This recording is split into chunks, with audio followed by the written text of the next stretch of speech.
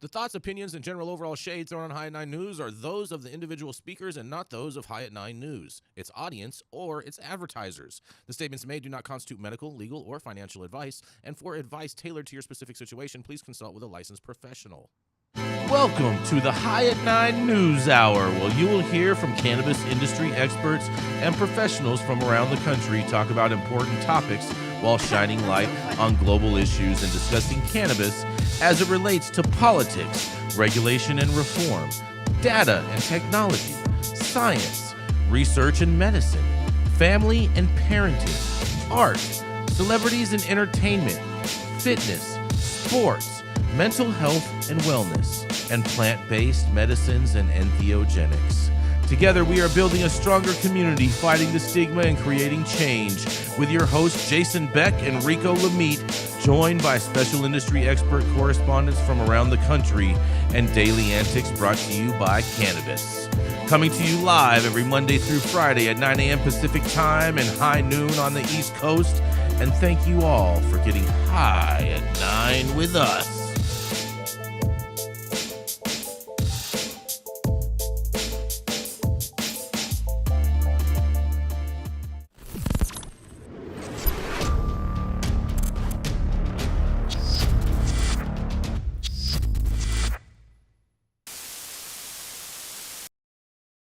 Why isn't Happy Cabbage? Yeah. Good morning. Good morning, everybody. It is Wednesday, February 21st, and today is National Grain-Free Day, you guys. I guess this is National Gluten Day or something like that.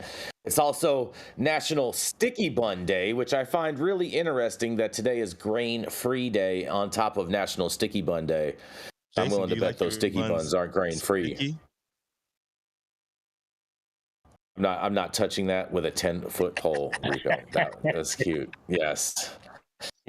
But thank you for joining us and getting high at 9 with us. It's also high noon on the East Coast. And please remember to like, share, and subscribe to us on all social media platforms. You can look down below on your screen to see exactly where we live on the internet. And we are live every Monday through Friday on YouTube, Rumble, Twitch, Twitter, Instagram, Facebook, and directly on our website at www.highat9news.com. But kicking it off today, we have the... What's that? You're getting so good at rattling that off. Oh, yes. It's all about the rambles. You know, I'm pretty good at that. But coming up first, we have the dope dad himself, Mr. Rico Lamitte, who, oh man, thinks he's a profiteer today or something like that. That's right. It is the dope dad himself, Rico Lamitte. Yeah, Jason. I have no idea what I'm looking like right now. Hold on.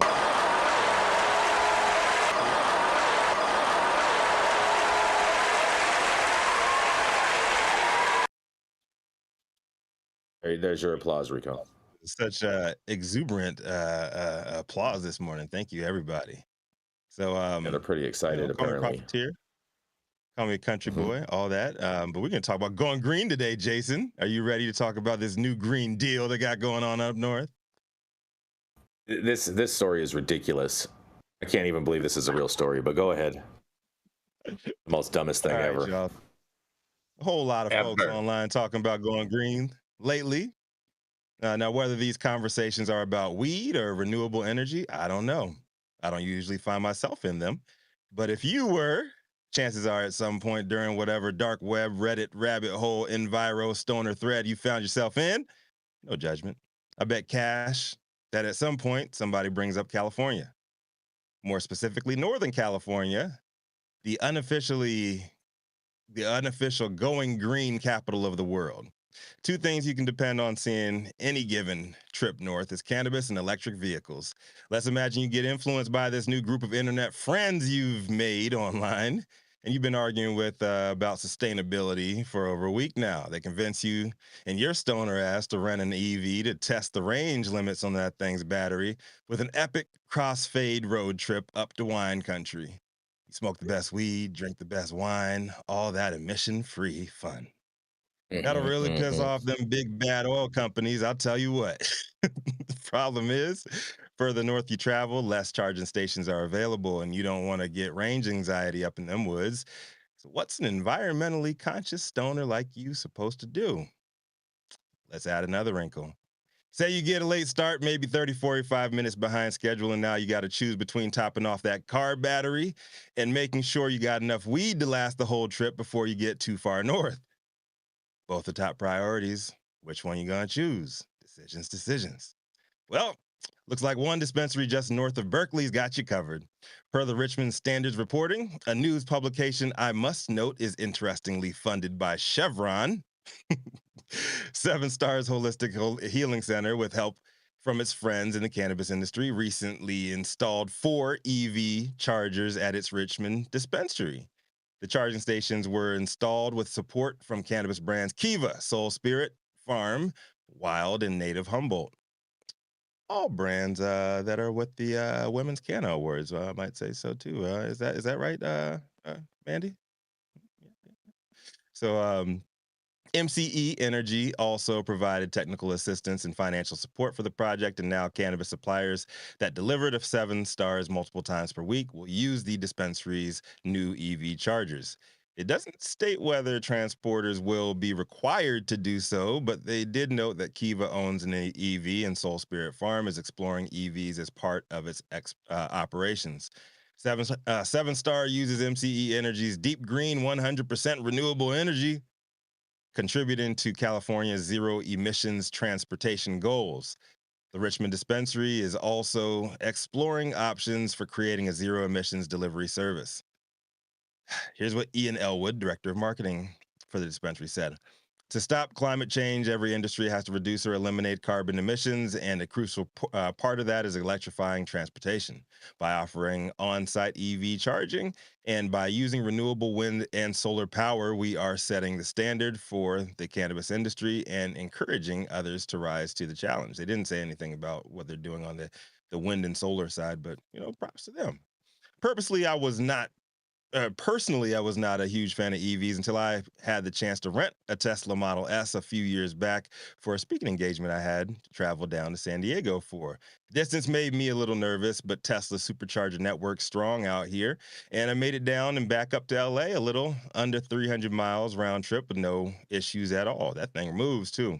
But recently, I actually rented a Polestar, and the non-Tesla charging stations are trash, absolute utter garbage. 3 out of the 4 that I went to were out of service, and the 4th one, this lady that was double parked in her Kia electric vehicle refused to fucking move.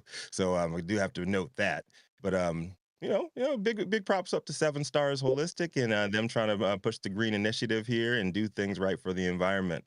Whether you believe in climate change or not, I know a lot of Republicans still are pushing back on that issue.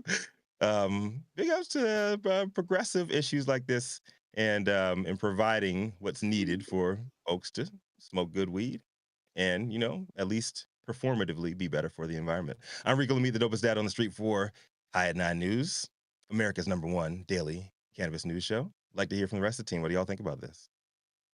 Are they going too woke? There's so much to say about this. First of all, I love that our industry is leading the way in this sort of situation. I am not surprised to see this come out of a Bay Area dispensary and brands that are also mostly centralized out of the Bay Area. This seems very Bay Area to do. And I just absolutely love it. Are you woke? I'm a Tesla driver myself, so the more charging stations, the better. And Rico, you're 100% right. Any other charger that ain't a Tesla charger, get out of here. You suck. And also, I don't like how you disclose everybody's personal information on the screen when they're charging at their place. Tesla has discretion. You don't know how much I just paid, how much I just charged, how long I've been sitting there for. Like, those other chargers say all your business, and I don't like it.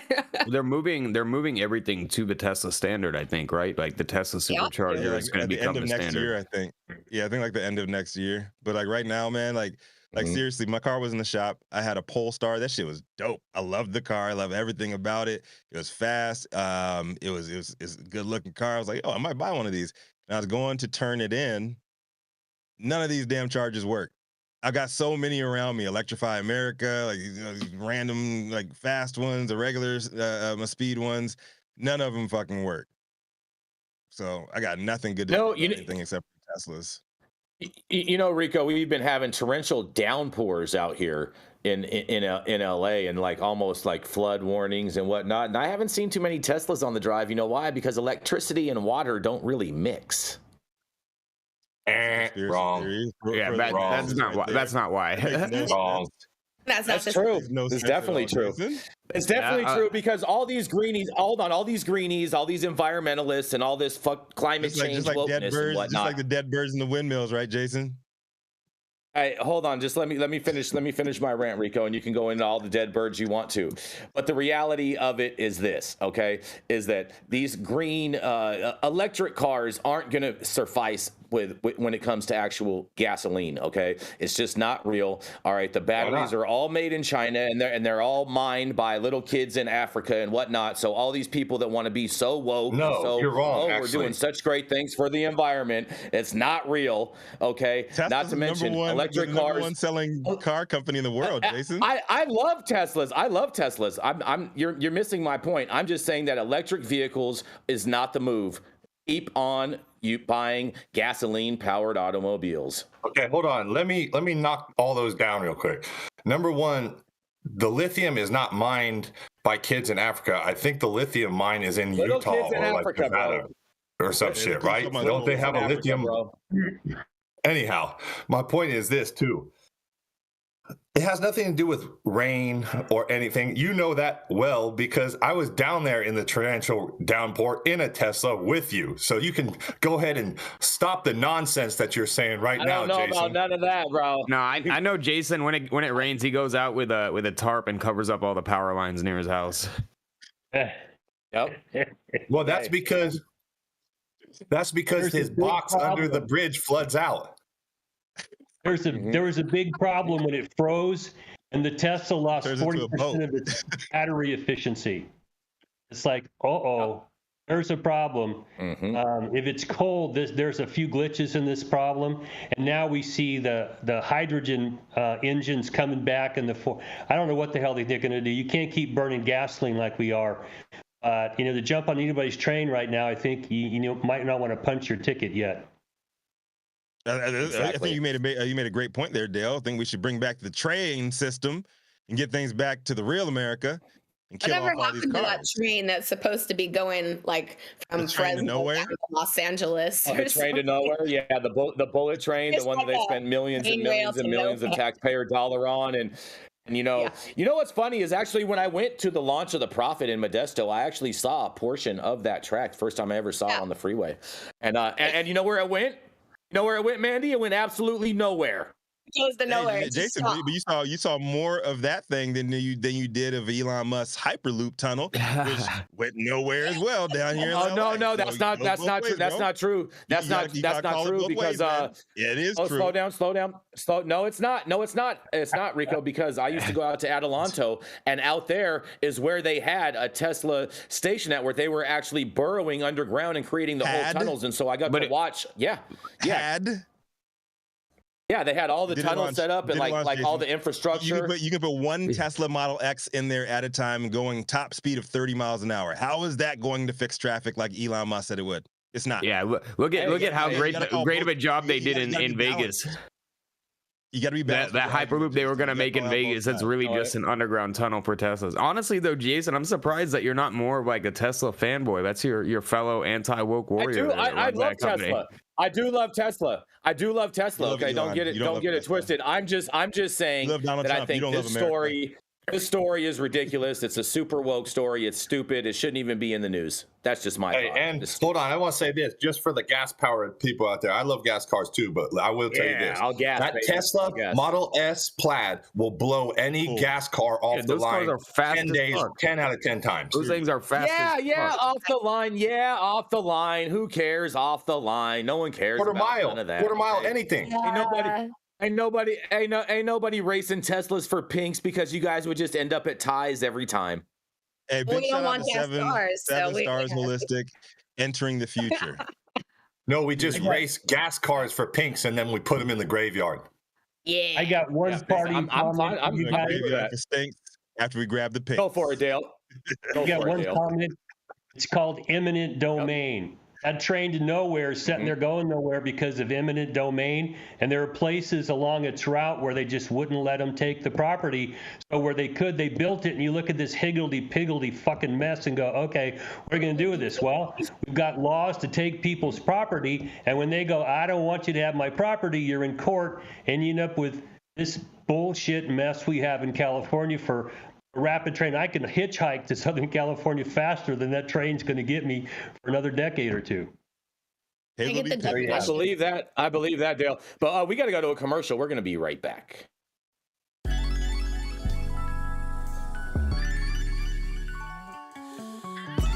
Get ready for the 20-year anniversary celebration of the Emerald Cup. The Emerald Cup will be held at the Henry J. Kaiser Center for the Arts in downtown Oakland, May 4th and 5th. Get your tickets now for best pricing. Cannabis categories include flower, pre-rolls, solventless concentrates, solvent concentrates, cartridges, edibles, topicals, tinctures, and alternative cannabinoids. So enter early for your chance to be a winner at the 20-year anniversary Emerald Cup competition.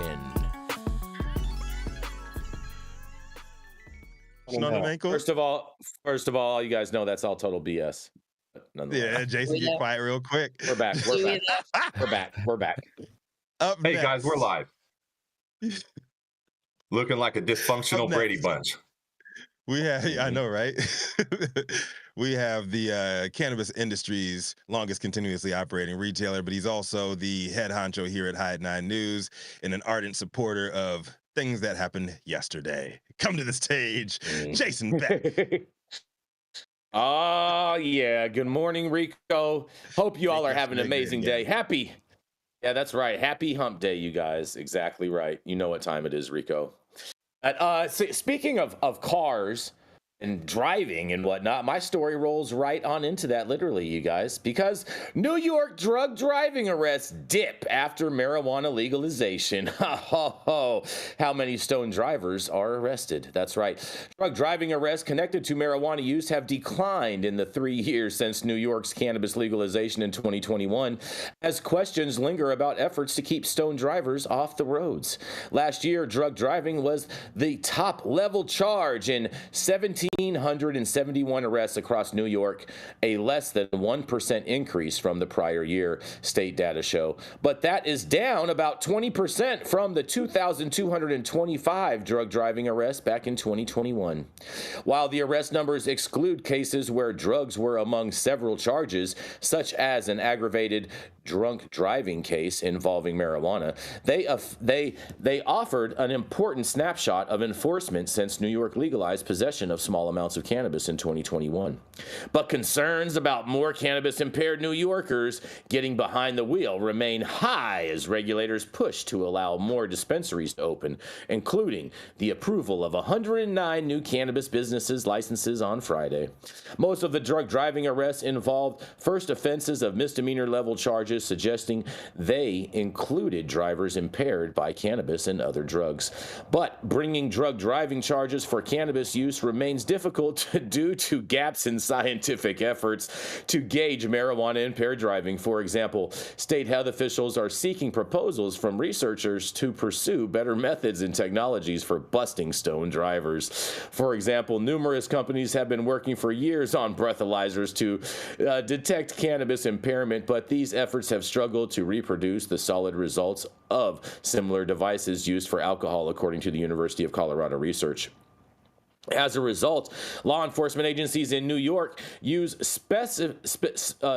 specially trained cops called drug recognition experts, better known as DREs, who primarily rely on field sobriety and blood tests to arrest stoned drivers. Not to mention, they also believe that if you smoke weed, your tongue turns green. And they are trained to believe that. Statewide, about 450 of these expert officers are currently working, including 24 in Monroe County and 13 in Westchester County, according to the governor's Traffic Safety Committee. Police agencies have reportedly asserted the number of expert officers remains well below what would need to properly enforce the state's marijuana law, and further, prosecuting marijuana-related drug driving has historically been complicated by the fact that drug remains in the body and shows up in the blood and urine testing days and weeks after its impairing effects wear off. In 2019, there were 2,162 top-level drug driving arrests, followed by a dip to 1,863 in 2020. So while the post-legalization years show arrests have not spiked as some feared, enforcement struggles make it difficult to determine if that means fewer people are driving stoned. Monroe County reported 106 drug driving arrests last year, which is slightly above the average of 90 arrests annually during the prior 4 years, state data show. By contrast, Westchester County had 50 arrests last year, well below its per year average of 75 previously. Drug driving arrests last year by several other counties included Orange with 106 and Dutchess with 51 and Brome 32, Ontario with 30, and finally Rockland coming in with 19. Meanwhile, state lawmakers want to lower the blood alcohol concentration limit for drunken driving to 0.05 to combat a surge in alcohol-related crashes on New York roads during the pandemic. Deaths connected to crashes involving drunken drivers spiked 28% from 2019 to 2022, claiming 252 lives that year. Federal authorities studied marijuana-impaired driving concerns from 2019 to 2021, exploring cases at several trauma centers and medical examiner offices involving drivers who were seriously injured or killed. The research found that about 26% of those drivers had active THC, which is found in marijuana, in their system, according to the National Highway Traffic Safety Administration. Public health officials also sounded alarms in recent years about spikes in Americans driving stoned, citing studies that found legalizing cannabis led to more fatal car crashes involving the drug. For example, in Washington state, the number of THC positive drivers involved in fatal crashes more than doubled to 18% in the 5 years after voters approved adult use marijuana use for adults in 2022, USA Today reported. Well, as you guys know, I don't believe in drug driving. I think it's a total farce, but I also wonder if the dip in these numbers have anything to do with the wokies calling for the you know what I'm saying, defunding the police, so therefore less officers to arrest people. But nonetheless, I can't wait to hear what you guys have to say about this. This is Jason Beck for the High at 9 News. I mean, well, probably the first thing we should address is the fact that no police department anywhere in the country has been defunded. Actually, most of them received additional funding, so that's definitely not the reason, Jason. Yeah. Los Angeles has been defunded. Is give $350 million to more cop funding. Jason, your boy, Jason, your boy. They can't prove this shit. Yes. That's the problem they got. They can't prove it. Okay. And exactly, Dale. After a while, if you stop somebody, smell weed, hook them up and claim, oh, they staggered and I arrested them and they got 4 nanograms per deciliter, and the DA goes, I can't fucking prove this case. Stop it. They get the message after a while. People have been driving after using cannabis. I mean, I started smoking weed in 71 and I was driving by then. Okay. And there were times I probably shouldn't have driven, but more because I consumed alcohol. And the impairment problem with cannabis is you can't do a test like they can with alcohol, that if your liver detoxifies at a certain rate, we can tell when you were impaired. They've got these studies. Cannabis defies all that shit. You can't prove it. Cops are not, I mean, I've represented cops. They may be crazy and a lot of things, but they ain't stupid. If I keep stopping people for something, the DA won't charge them. I'm going to stop being involved in it. Just can't prove it. So you're telling me you're telling me, Dale, that you've never met a stupid cop? Yeah, I was gonna disagree with that. I was actually gonna say that every DRE that I've ever met is a fucking moron. Well, I've met a few of them. I've been involved in these cases from a criminal. I mean, they charged my son because some idiot in the car lit up a pipe and it smelled like weed. He got charged with driving under the influence, and it was a fucking disaster because he wasn't smoking. It is a mess. There's a lot of chatter now about different protections that are going into place for your average everyday people. You know, in California, the smell of cannabis is no longer a reason to be pulled over. And, you know, right now, there still isn't a detection method to determine when you used it. I don't care if you get pulled over and get cited for DUI and get taken in and you test positive for weed. You could have used it a few days ago. Doesn't matter, right?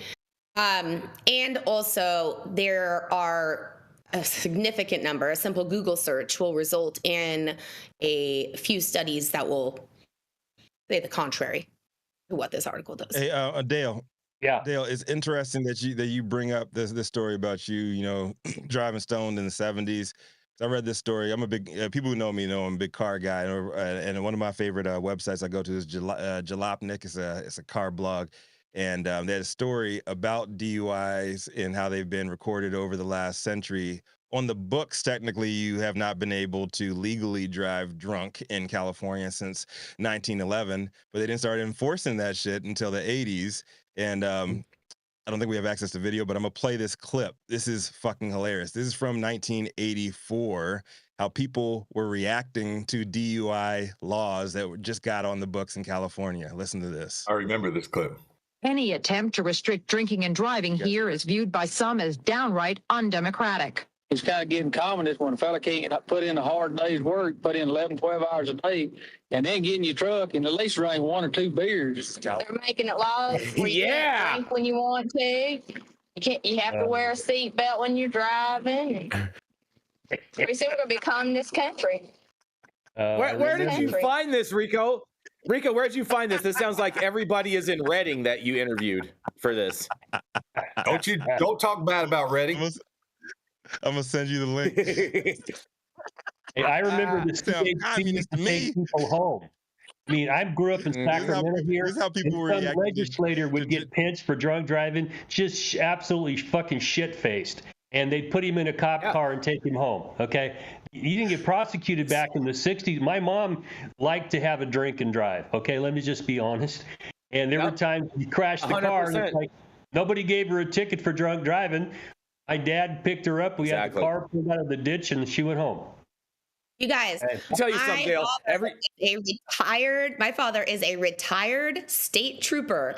I think he served 36 years. He was on the governor's detail for like 25 of that. Okay. Oh yeah. He used to drive with beers like open container all the time. I didn't know it was illegal until I was a teenager. I'll tell you what. I've got all throughout the 80s. I used to get different rides and whatnot, and a lot of times those rides were in the back seat of a pickup truck. And I don't think I've ever gotten into the bed of a pickup truck and not seen at least one empty beer can in the back of it in the 80s. I thought they came with the truck gun rack. Yeah. Well, Rico, they came with a full 12-pack in the back. Hey, I'm from Virginia, man. You ride in the back, no seatbelts. Hey, I'm from Chickalinda. Rush Limbaugh hated us, but hey, we had pickup trucks with gun racks, and I don't know when I started drinking beer, but it was well before the legal age. Exactly. I'm with you guys on this. We're going to keep this train rolling. We're going to roll right on into Mr. Attorney Dale Schafer. He's the founder of Armada Law, and at one point in time did some time for a cannabis crime. That's right, is none other than Mr. Attorney at Law, Mr. Dale Schafer. Good morning, everybody. And on the East Coast, good afternoon. I've got a story for you today about human nature and being on the bench. And as I was reading this, it was an ethics complaint brought against a Humboldt County Superior Court judge. It's in the Emerald Triangle. And as I was reading this, I thought about my friend Omar, who's running for judge in Sonoma County. So shout out to Omar. Yeah. If you're a registered voter in Sonoma County, go vote for him. If you got a couple extra dollars in your wallet, maybe don't buy the golden, tennis shoes. Go throw some money at Omar so we get him on the bench. He's a good guy. Represented me, my kid. He needs to be on the bench. But Omar, I second that, Dale. I just want to jump in and say I second that endorsement. Omar will be a benefit to the Sonoma County people. Absolutely. I want to give a shout out. But as I read this, there was a complaint filed against the judge. There's an administrative procedure that goes on here. There's a, Commission on Judicial Performance, and a complaint was filed February, I think the 2nd. It hit my radar, I think, last Friday, and I kind of chuckled a little bit about it because I've known people that I practiced law with that went to the bench, and, there were some things that they did that maybe they didn't want the world to know about before they got the bench, and maybe some things when they were on the bench that shouldn't have done. This involves somebody that I would say is a party guy. Yeah, I kind of thought about that too, but he was appointed, looks like, by Jerry Brown back in 2017 to the bench, and before that he was a public defender, trying to, settle for the good guy. And what they accused him of was going to a party in May of 2019 that was put on by a wife of a deputy public defender. And they mentioned as they saw him hitting the cannabis vape pen. I thought, okay, so they're going to now go after judges because they're doing something that's legal. It's legal to smoke pot in California, even hit a vape pen. But if you're a judge, maybe you're going to get an ethics complaint filed against you. I thought that was a tell about how much work we still have to do within the criminal justice system because the judges are still raising an eyebrow about somebody who smokes weed. Anyway, go beyond that. This knucklehead reminds me of a frat boy when he gets a little liquid stupid in him, acts stupid. He was dry humping the public defender's wife, making stupid comments, calling him a Jew boy. And it just went on from there. He was accused of having an affair with his clerk. And when he was asked by the presiding judge, he lied about it. I'm not stooping her, when in fact he was stooping her.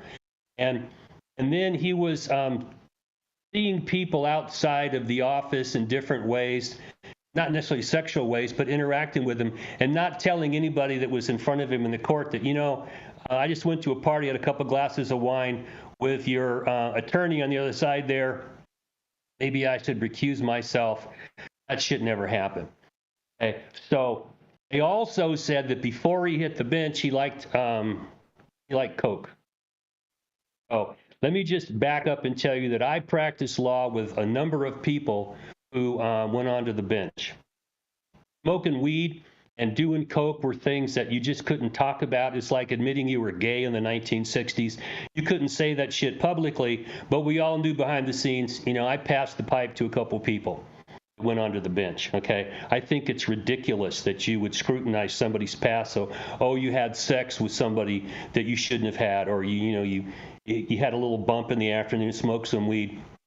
We're talking about human beings here. The guy, it's okay for him to drink, but when he got into a car with an open container of alcohol and had this, his passengers have open containers of alcohol, it's like, look, you dumb shit, you're on the bench. That's illegal. If you get caught, people are going to go, well, why is it okay for him and not for me? Well, these are the problems we deal with in the real sense.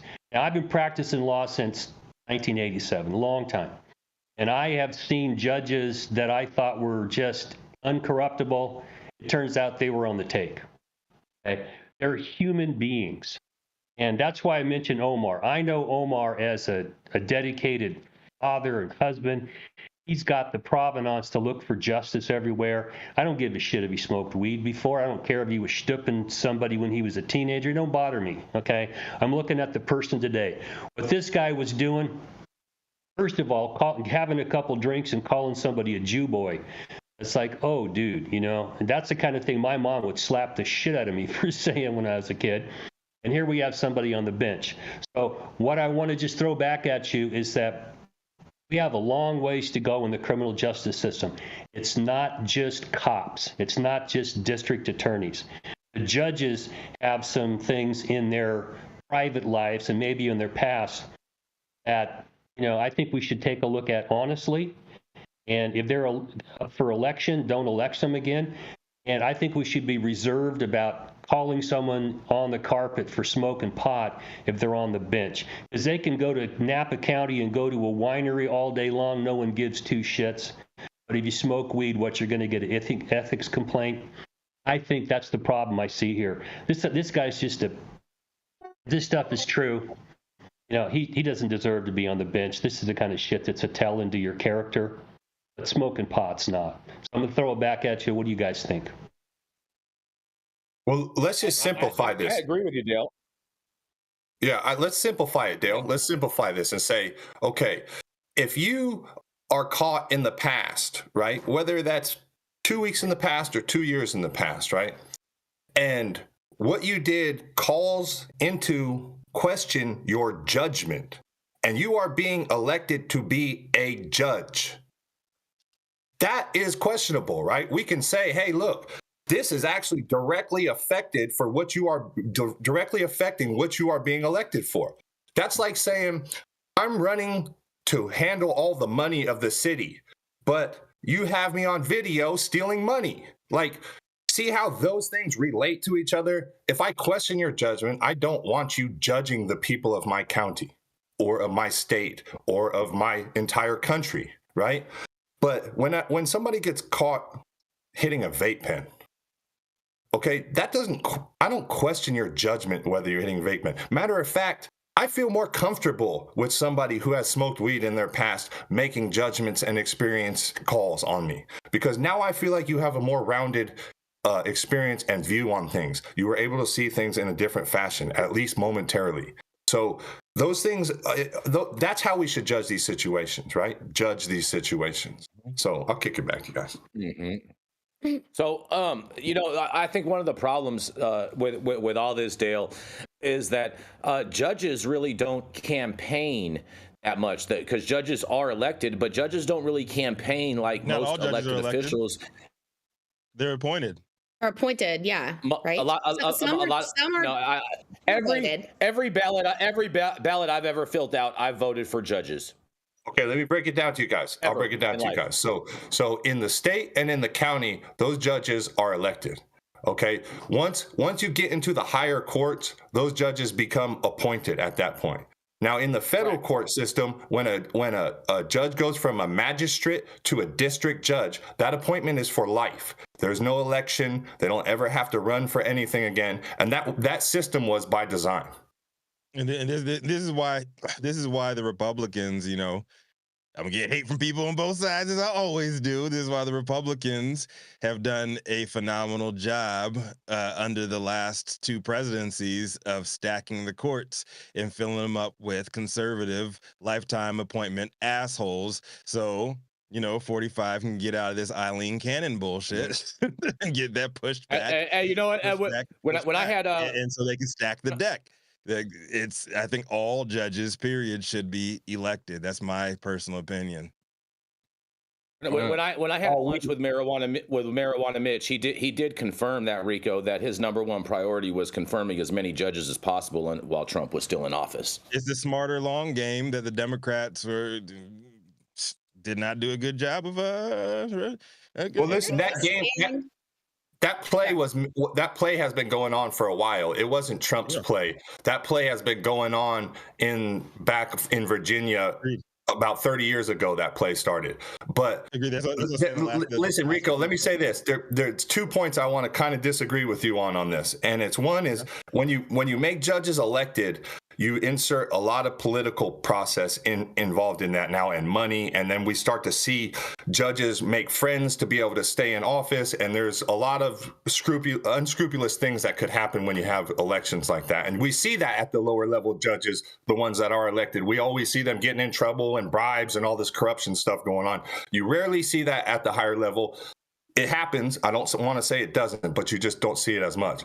The second thing is the stacking of the court by right-wing conservatives, as far as cannabis issues and as far as states' rights issues, didn't really hurt us in the sense that so many people think it did. On certain rulings, that will actually go in our favor. If certain cases go before these judges, as Clarence Thomas has already kind of nodded towards, is if these cases come back before them, they're going to rule in our favor. So I wouldn't go as far to disparage all the judges. Now, there will be certain issues that go completely against us that we don't believe in, and I don't think the majority of the people in America believe in, but they'll put forth their conservative values, and that'll be that. But I think as far as the states' rights issue and the cannabis industry, I'm not really scared or frightened of any of the conservative judges on there. They've actually kind of showed me and tipped the hat that they may be leaning towards individual freedom and states' rights, and I'm good with that. I think Luke, I don't think we have seen like the full. I do feel what you're saying. Let me say that first. I still don't think we've seen the full effect of what Trump has done with all of these judges that he put in there, because a lot of these folks were not qualified at all, didn't have any judicial experience at all, and they will be determining what goes on in our country for the next couple of decades. So we haven't had a clean system since Robert Bork got thrown out. The history that before Robert Bork, if a president put somebody up, unless they were brain dead, they got to the bench, okay? And they found people with their own judicial philosophies. Nobody gave a shit. It was a balanced thing. But after Bork, it got so political that you couldn't get somebody past some of these Congresses unless they were eating the same cabbage you were eating. Now we've got people on the bench that got there because they had a judicial philosophy that PACs were promoting, and now they're on the bench. Now, I can tell you, I'm looking forward to Clarence Thomas eviscerating the Raich decision. I love that. But his judicial philosophy, I'm not sure I agree with 100%. But, that's just me, and I've been involved in this for a long time. I see the politics of it. And I don't know about you, Luke, but when they prosecuted me, I ended up in front of what we call the hanging judge here in Sacramento, and I think there was some manipulation when I get me in front of him. And this guy's philosophy is, if you got drugs, I'm going to fuck you and throw you in jail for as long as I can. And so it just so happens his grandson was a client and patient of ours and said, I'll tell you the dirt on Grandpa if he don't recuse himself. And guess what? He recused himself. So it was like a Saturday Night Live skit, but you see the politics inside the judiciary. And that's what I'm saying here. They're real human beings, and they have their own sticks up their ass, okay? And if you happen to get in front of them with their stick up their ass, you may not like the decision that they make. Yep, and I got to agree with you on that. I actually agree with you, Luke, and I agree with you, Dale, on that, because I've witnessed those types of things on myself. But we got to roll. We are behind on time right now. We're going to roll right into a commercial. And we're going to be. The Control Tower from Highly Educated has perfected the dab. Utilizing the concept of thin film evaporation, you can waste none of it and taste all of it. The micro texture of the SE pillar increases nucleation at elevated temperatures. And with the tower propelling at 2,600 RPMs, it's certainly the most efficient dab experience to date. The Control Tower from Highly Educated. I caught one too. Stop whatever you're doing. Make sure that you hit that like button. Also, make sure you subscribe to the channel if you've not subscribed already. And all the articles that we cover on today's show, you can see on our website at www.highat9news.com. I'm Jason Beck, and this is Smoky Vanilla. And if you want to feel as good as I look, then you need to get yourself a stretch and smoke with Smoky Vanilla. That's right, baby. I'm Smoky Vanilla with my background in kinesiology.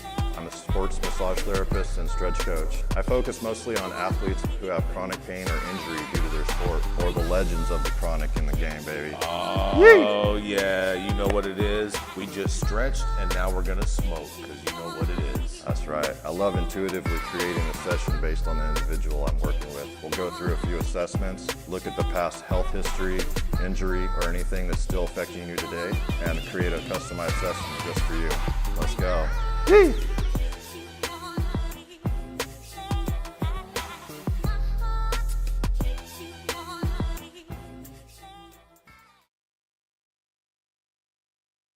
With over a decade of cannabis technology and data experience under his belt, our next correspondent's reporting live out of the great purple state of Texas, ATX to be exact, Jason. And he's steadily on his grind, working on a lifestyle brand for serious and professional athletes by the same damn name.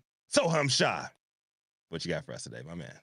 Thank you, Rico. And yeah, Jason, he's right. I'm right up the road from your boy Elon's factory where he makes those hideous Cybertrucks. We got to see those get rolled off the line recently. Yeah. I saw one in person. Nice. They are so big and so ugly. They're beasts. It was one of the dumbest looking cars I've ever seen. All right, fun fact about that. I saw one at a mall down here in Austin, and there was probably two like 5 and 6 year old kids that were siblings, and they were laughing their asses off when that car drove by. And I was like, damn, bro, you got like a 5-year-old kid clowning that car. That's bad. I want a whole fleet I bet you they're aerodynamic. I bet you they're more aerodynamic though. I don't believe that. I don't even think they could get up like a hill with a little bit of snow. Like there's some funny videos out there of people trying to drive them in weather. Of a Power Wheels Barbie truck. Now, Jason. Yeah. But yeah, let's get into it. My story today is about Second Amendment rights for cannabis consumers in the state of Maryland. Maryland Senate approves a bill to protect the medical marijuana patients' rights to own guns. In a 43-2 vote on Tuesday, the state Senate approved legislation from State Senator Mike McKay, who is a Republican, without any discussion. This comes about a week after it cleared the Senate Judicial Proceedings Committee. If it's approved, the measure would protect the rights of registered medical cannabis patients to buy, own, and carry firearms under Maryland law, even though they're still restricted from doing so under the federal statute and under the ATF's guidelines. The Maryland legislature also took up the issue around this time last year, but it was not approved. The issue's been raised in multiple state legislatures and federal courts in the past few years, and lots of marijuana and gun rights advocates are challenging the constitutionality of a federal ban that currently prevents cannabis consumers from owning firearms.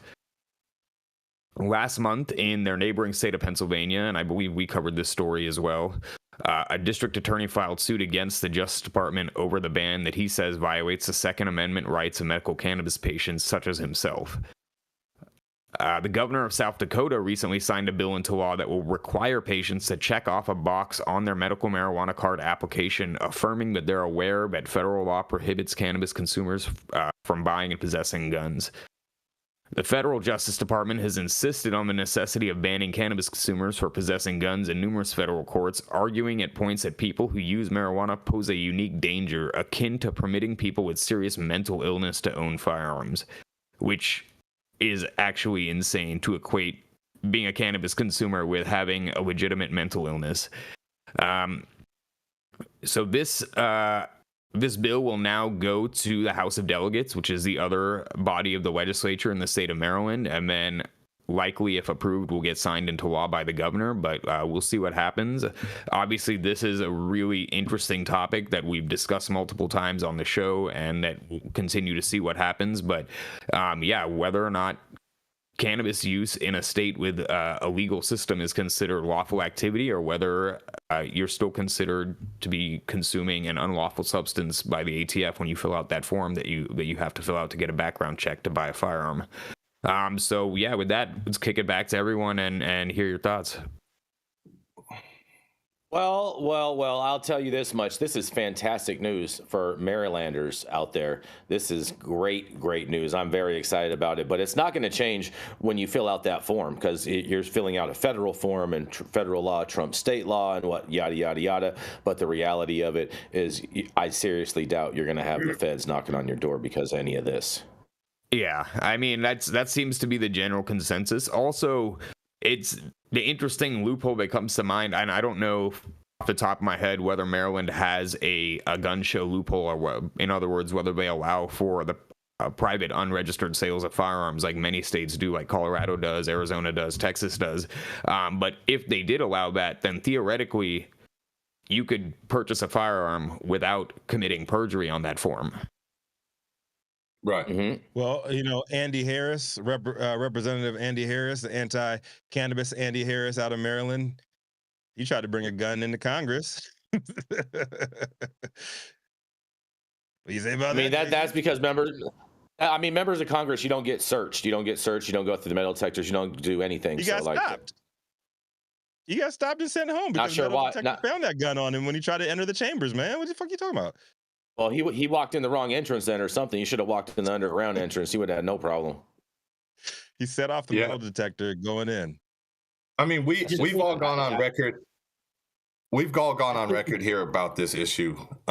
It's absolutely ridiculous to restrict somebody's Second Amendment rights because of cannabis use.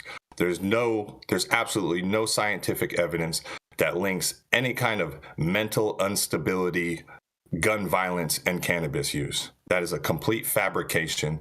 The more that these stories regurgitate that fake news, the more people will continue to believe that fake narrative. So I'm glad that Maryland stood up and realized and based something on evidence and science. And if there's a lack of evidence and science, you don't get to just plug in your own numbers on that. So until there's definitive proof to the contrary, we should not do anything. We should be very, very, very careful about restricting anybody's First Amendment, Second Amendment, their entire Bill of Rights. So, absolutely. Again, like just, Sohum covered this story well. And it's an issue that's going to continue to come up. And I think you're right. You guys are all right on the sense of, there is the loophole on the gun show. If you do fill out a federal form and you lie on it, it doesn't matter what your state says. You can be prosecuted. But the more states that do this, the more it tips the needle, the more it swings the pendulum. Yep. And then it's the same thing. After a certain amount of people begin and states begin to call for this, they're eventually going to have to listen. Yeah. And I mean, they just have to get away 100%. From this hypocrisy, because we don't go after people who are prescribed narcotic medications. We don't take guns away from people who have recreational beers on the weekend. So it's just hypocrisy. And I mean, of course, we're going to watch it get litigated in states and in federal court. But hopefully, ultimately, in the next few years, we see a change. Yeah, well, I see this with the problems with red flag laws. The red flag laws out there, they fight like crazy against them. But then we have this mom who the family bought their crazy fucking kid a gun and went out and shot a bunch of people. I've had cases in California where I've settled them because no one wanted to admit to, say, a domestic violence because they're going to lose their gun rights. There are people out there who shouldn't have guns because they're fucking crazy. And they're dangerous, okay? And if you're a felon, you can't get your guns. It should be because you have a violent felony. We don't trust you with a gun anymore. It should not be for any other reason. And there's no scientific reason why someone who smokes weed or has a glass of wine or takes a Vicodin shouldn't own a gun. But it's there, it's real, and we can't push back against it. But then when you say there are certain people out there who should never be allowed to have a weapon of mass destruction, and they fight about all kinds of stupid shit. There's just no clear answers here. It's just very frustrating. And when you talk about the Second Amendment, I have a lot of people in my family who own guns. They're responsible gun owners. My children, nieces, nephews, all over the place. But if they were fucking crazy, I'd be taking their guns away myself because I couldn't trust the state to do it. And we just don't have a good answer here. It's frustrating to me, too, that our lawmakers seem to think that people are just now starting to use cannabis and access guns. This plant has been around for forever, even though you tried to make it go away. People have been utilizing guns alongside of it for a very long time. These two things don't go together. We make up just like the most random rules sometimes. Yeah, Dale, I was going to recommend the, that stoners go out there and load up on the crossbows, but I just did a quick Google search, and crossbows are considered guns too. Dangerous weapons. Oh man. Oh, you know what? We're not going down that rabbit hole. We're going to a commercial. We're going to be right back. Anything that shoots a projectile. Or maybe we're not. Yeah, I was a pretty decent marksman after smoking. Bullet gun looked awesome. I thought this was America. Okay, all right, we're gonna roll right on in to Miss Manndie Tingler. She's oh man, that was weird. Hey, you America. Do I look like Sean Connery?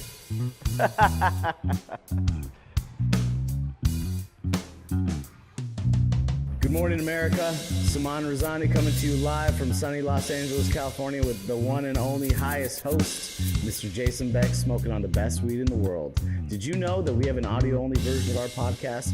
You can find it on Apple, Google, Amazon, iHeartRadio, and Spotify. No excuses in 2024. If you haven't checked us out, check it out now. And also, check out what the Prophet's doing in 2024.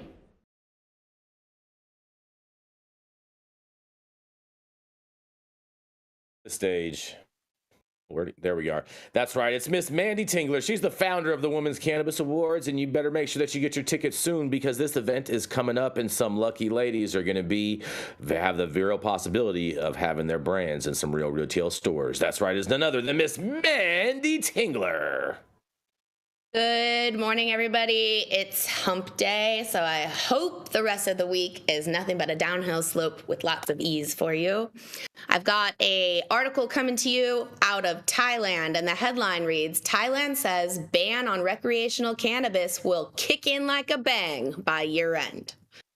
Thailand wants to ban recreational use of cannabis by the end of this year, the nation's health minister said, threatening to put thousands of marijuana shops and farms that have sprung up around the country out of business since decriminalization just 2 years ago.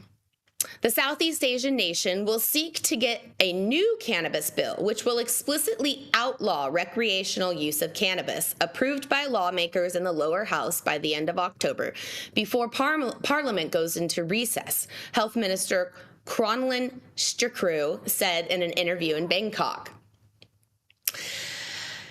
Liberal use of cannabis became a hot-button political issue heading into last year's national elections, which took place after Thailand became the first nation in Asia to decriminalize cannabis. But a parallel effort to establish regulations around the marijuana industry failed, leaving a vacuum that many politicians said was fueling drug addiction. Not an exciting proposal for those who have been building their cannabis businesses over there, even though cannabis businesses seem to be stimulating the Thai economy lately. While lighting up in public is currently banned under the proposed bill, people who smoke or use cannabis in any location for recreation, including inside their homes, would face a fine of as much as 60,000 baht, which is equivalent to about $1,700 US dollars.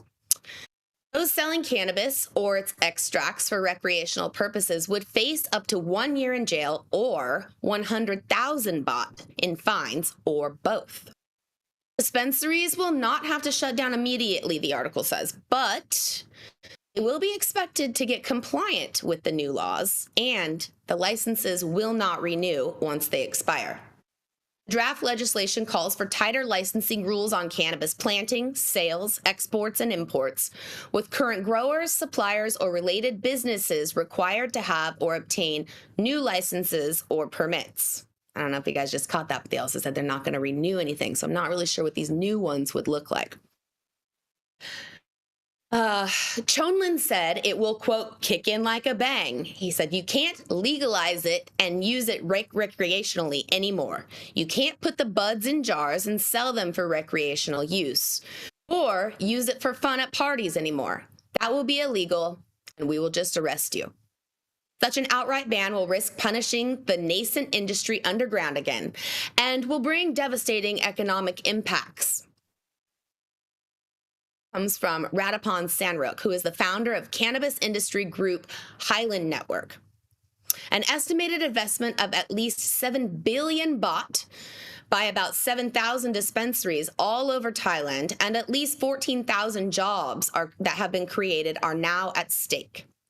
Under the current system, the cannabis industry was expected to be worth 1.2 billion by 2025, according to a 2022 report by the University of Thai Chamber of Commerce.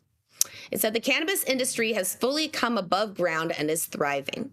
The ban will have far-reaching impacts, especially for small businesses and farms. It will force us to close down and eventually die out.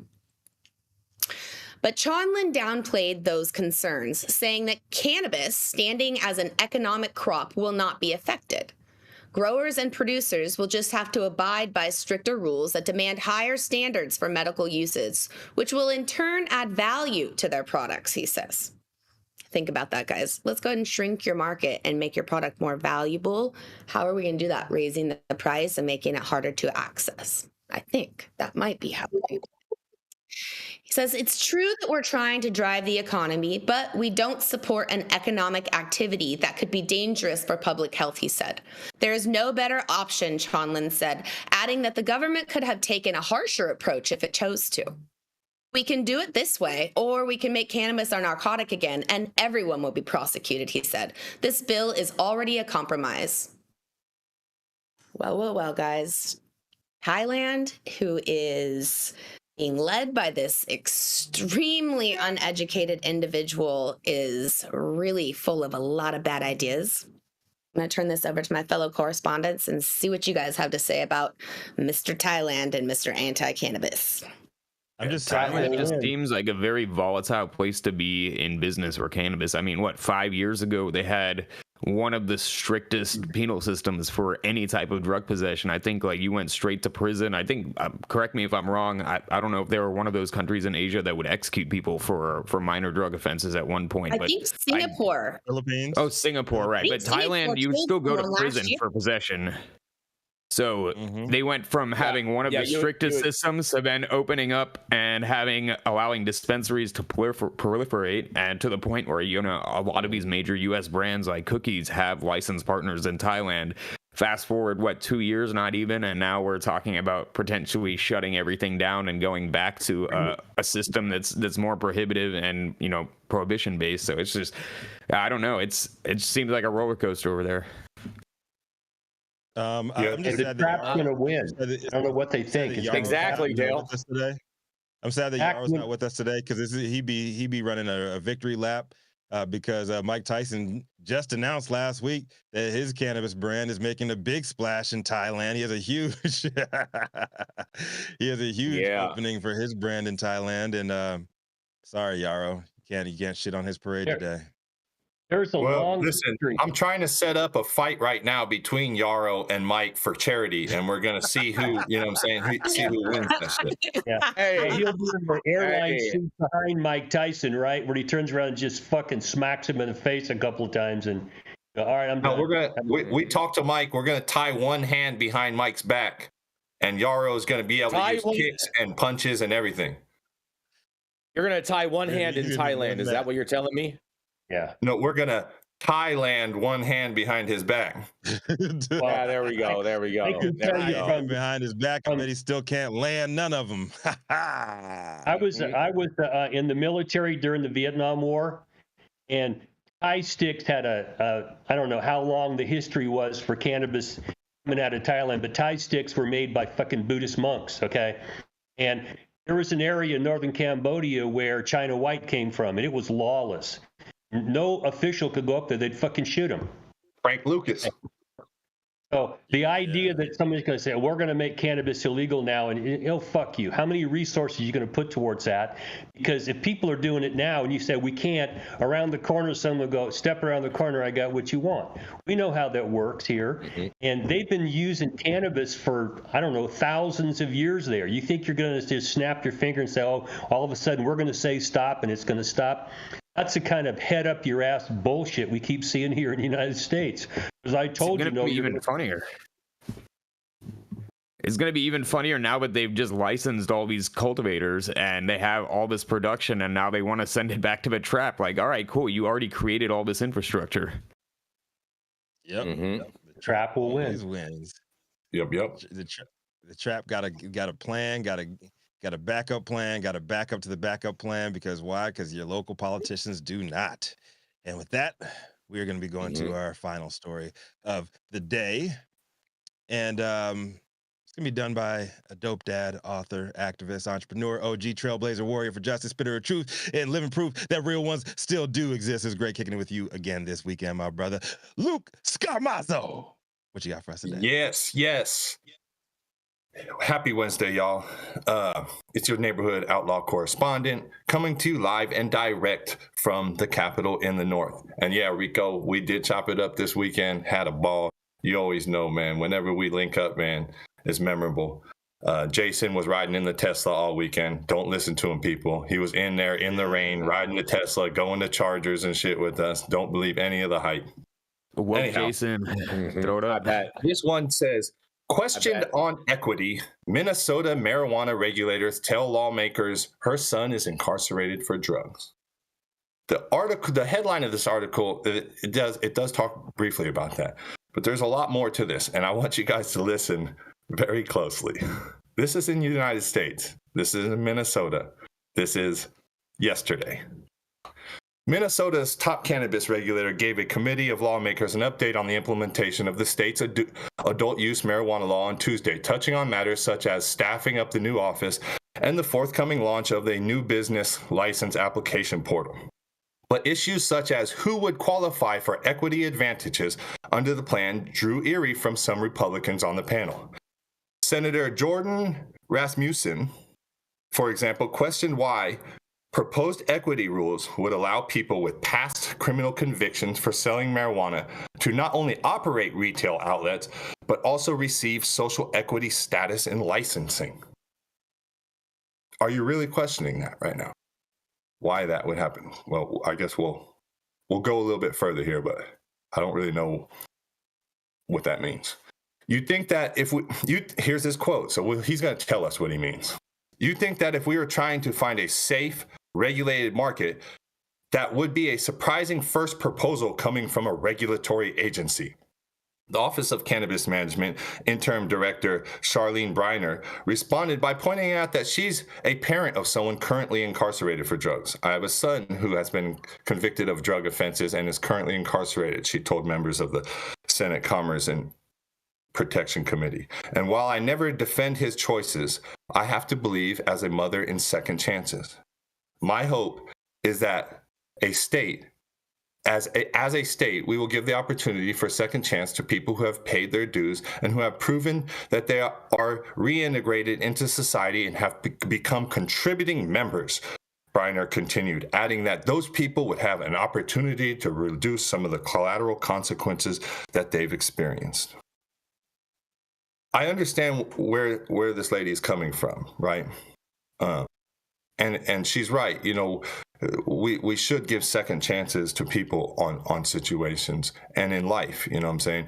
Nobody should be defined throughout their whole life by a mistake that they made in their past.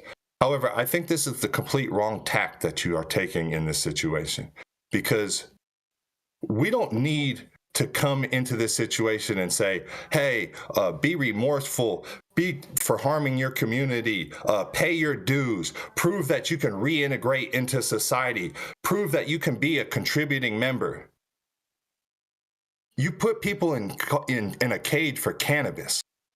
I'm not the one who has to prove that I'm a just, reasonable, social individual. You do. You're putting people in a cage for cannabis, a plant. And I have to prove to you that I'm a moral individual? That is ridiculous. And for this mother to have to even take this tack in order to reach lawmakers and say, hey, give them a second chance. They've proven that they can come back to society. No, you've proven that you shouldn't even have incarcerated them in the first place. Now, I don't know her son's individual circumstances. I'm speaking generally as in context of cannabis offenders. Continuing. OCM officials have been working to provide updates in the recent months of the status of Minnesota's legal market rollout and the details changes recommended by the office. Briner has said that the proposals are designed to both speed up the opening of the legal market and strengthen the already robust social equity goals of the bill. We believe that the intention of the law is very clear and that there are opportunities to make some of the social equity opportunities even more robust. The changes would allow equity-owned businesses to secure licenses ahead of time, according to the presentation. So when the market opens, they will have the first ability to launch. Governor Tim Walz said that he supports the plan, though he wants to see the equity program to be crafted in a way that avoids legal challenges. Rasmussen, however, said regulators should reconsider their priorities. I would just encourage the agency to think about health and safety of Minnesotans, Tuesday said, and not how we can make money off certain groups. For the most part, Briner's presentation for the committee on Tuesday went smoothly. The first design of the phase, the new license program, is complete, she said, and the OCM has begun internal testing to begin to understand the user's experience on the platform. The department has also been working with other state agencies on the issues such as banking and tax collection. There are also 6 appointments yet to be made to the Cannabis Advisory Council, an oversight board that Briner said is aiming to have an inaugural meeting on the first quarter of this year. She also outlines efforts of the OCM to make public. Yeah. So listen, it goes on to say, you know, just what this program is going on to. In September, the OCM hit a noteworthy snag after Aaron Dupree of the cannabis industry, whom the governor picked to lead the agency, stepped down, and there was some issues going on there with her. So it hasn't been a smooth rollout on this at all. And for these lawmakers to come and echo these old drug warrior sentiments in a legislature in 2024 is just really sad to me. You know, it says the same month, the Minnesota Supreme Court ruled that the odor of marijuana on its own does not establish probable cause for police to search a vehicle. So we're seeing the trend move in the direction of justice and community rehabilitation. But we still have these few lawmakers that continue to hold out with this nonsensical just thought process of what cannabis is, what's going to happen, and why people who were incarcerated for cannabis deserve to have a level playing field when they're trying to re-enter the industry. You wouldn't have an industry if the people who didn't break the law and grow cannabis and continue to breed genetics and continue to spread the benefits of the plant when in a time when they were risking their freedom in order to do so. So now when the industry on their backs is created, you don't want to let them enter the industry because you have some concept in your head that somebody who was a criminal can't be or doesn't deserve a leg up somehow. Like, this is just nonsense to me. I'm going to kick it back to my correspondent before I get too hyphy on this guy right here. It involves moral turpitude, guys. Yep. That's the problem we have here, and it's a problem I felt when I got pinched. Is that, when I went to the Attorney General in California and said, okay, I got convicted of growing weed, where's the moral turpitude? And if someone is involved in criminal acts that involve moral turpitude, and these are, to remind you, lying, cheating, stealing, using violence to get what you want, these involve moral turpitude. There are so many mental midgets in positions of authority that still believe that using drugs involves moral turpitude. It's a devoid character flaw. You got to go out and prove to us that you're not going to molest children again or some stupid bullshit. Listen, like there's that. even I skipped over a part, Dale, on here because of just how ridiculous it was. But you have a lawmaker in here who stood up, Eric Lucerno, who says that a number of Republican lawmakers have taken aim at the new system. In addition to Rasmussen's and other criticisms on Tuesday, another pair of GOP lawmakers recently warned that the cannabis cultivation could put an extreme strain on the state's electrical system. Get ready for rolling blackouts and brownouts. That's what's going to happen if they continue to grow this plant. It's unsustainable. Like, you're a lawmaker. Are you really serious right now? Are you telling me that this small limited number of LED grows that are going to go up in the entire metropolitan city of Minnesota is going to cause blackouts and brownouts? Like, so to your point, Dale, like, it's nonsense. These guys, like, they have their head up their rear end on some of this stuff. And I have been in prison with people who have done things and shown characteristics of their personality that I wouldn't let that person out of fucking prison. I'd like to get a rope and hang them. Hey, I've met those, and I'm sure you have too, Luke. They are devoid of character, okay? I met a whole bunch of people that were involved in drugs.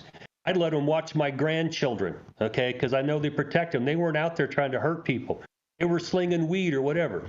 So there's like the dividing line. And I wouldn't say this is only a Republican state of mind. I've seen this come out of Democrats too, that, this is going to ruin society. Drug use is such a problem. How do we deal with it? I'm putting people in fucking jail for it. Place to start. How about that? Mm-hmm. Yeah, I mean, I think it's you wanted to say on the Sohum?